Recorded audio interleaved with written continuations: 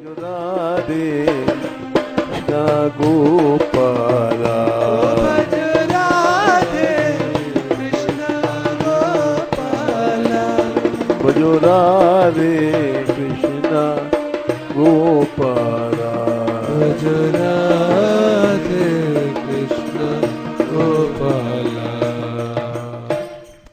जय श्री राधे। जय श्री।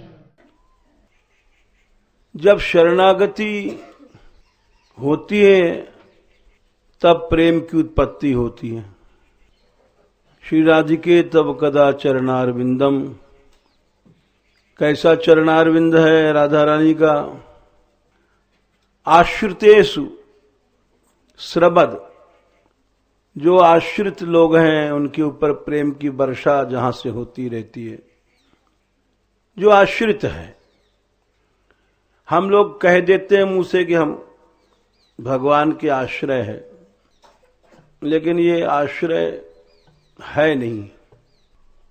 आश्रय अभी हमने शरीर का, इंद्रियों का, मन का, असत वस्तुओं का, असद वृत्तियों का, विषयों का, काम क्रोध आदि का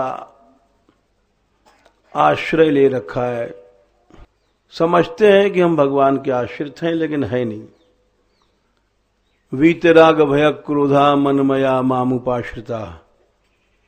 राग भय क्रोध ये सब जब चले जाते हैं तो मनमया मामुपाश्रित, जब भगवान का भाव मनमय होता है और आश्रय होता है, मामुपाश्रिता। अभी ये सब चीजें हैं तो आश्रय कहाँ है? आश्रय तो असत वस्तु का है।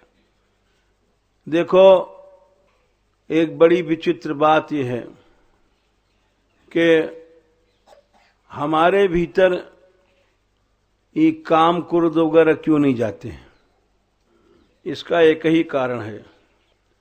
एक कृष्ण नाम लेने से सब काम क्रोध चले जाना चाहिए, लेकिन नाम में या नामापराध या भक्तापराध ये सब ऐसी चीजें हैं कि उससे फल नहीं मिलता नाम का, और वो वृत्तियां कभी नहीं जाती हैं और आश्रय सिद्ध नहीं होता है।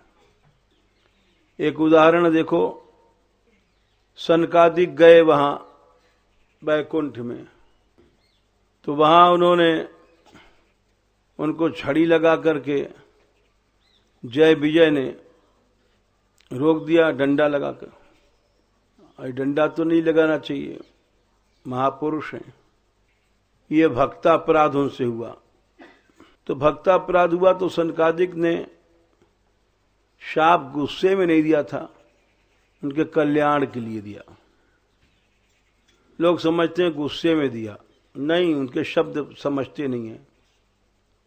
उन्होंने कहा था तद्वाम अमुष्य परमस्य विकुंठ भर्तु कर्तुम प्रकृष्टमिह धीमहि मंदधीभ्याम लोकानितो व्रजतम अंतर भाव दृष्टिया पापी यशस्त्रम इमे रूपयोस्य यत्र।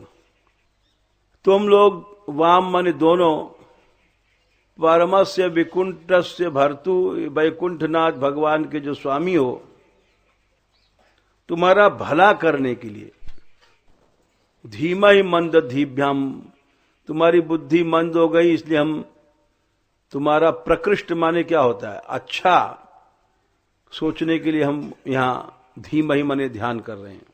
अब भाई आपने अच्छा क्या सोचा? ये भी कोई अच्छा सोचना है? बोला लोकानी तो व्रजत, यहां से निकल जाओ बाहर वैकुंठ से। अब ये वैकुंठ से बाहर निकाल देना कोई अच्छी बात है? ये क्या गुस्सा नहीं है?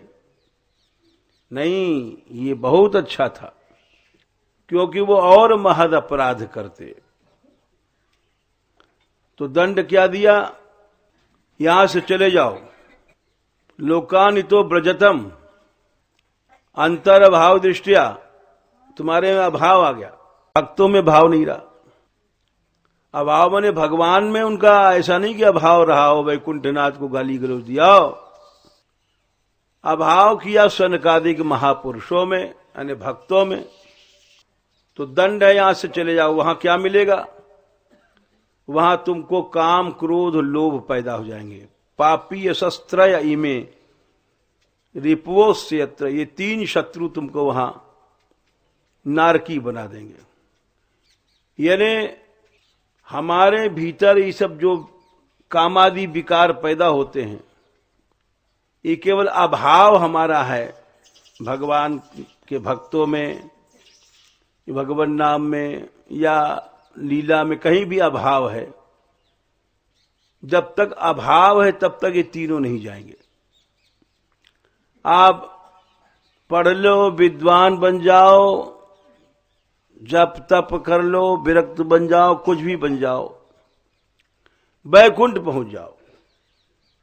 इसीलिए भगवान ने कहा है कि जब वीतराग भय क्रोधा मनमया, भाव तभी आता मनमय कृष्ण में जब ही होगा। ये सब वृत्तियां चली जाती हैं, ये जीव को अपराध में डाल देती हैं, और उसका दंड यही मिलता है कि वो ये सब वृत्तियां पैदा होती रहती हैं, असत वृत्तियां। हमको तुमको समझ में नहीं आता है, और न समझ में आने के कारण निंदा करते हैं, निंदा सुनते हैं, भक्तों से द्वेष करते हैं। भक्त माने वैकुंठ के भक्त नहीं है, साधक भक्त भी भक्त है।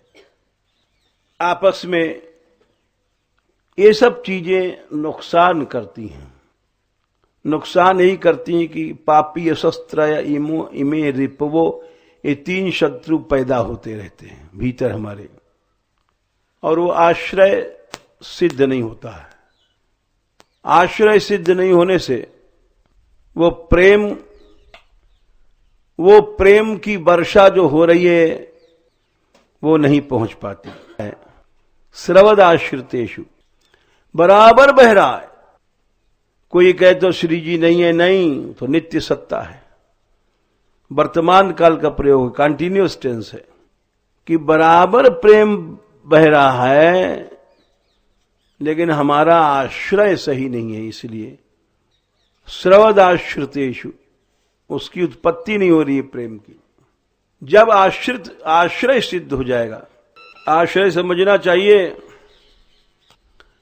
आनुकूल्य से संकल्प, प्रातिकूल्य से वर्जनम, रक्षिष्यति विश्वास व गोप्तृत्व वर्णम, तथा आत्मनिक्षेप कार्पण्यो षड्विधा शरणागति।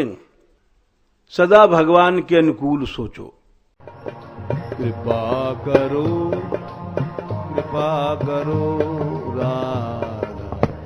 रानी, कृपा करो।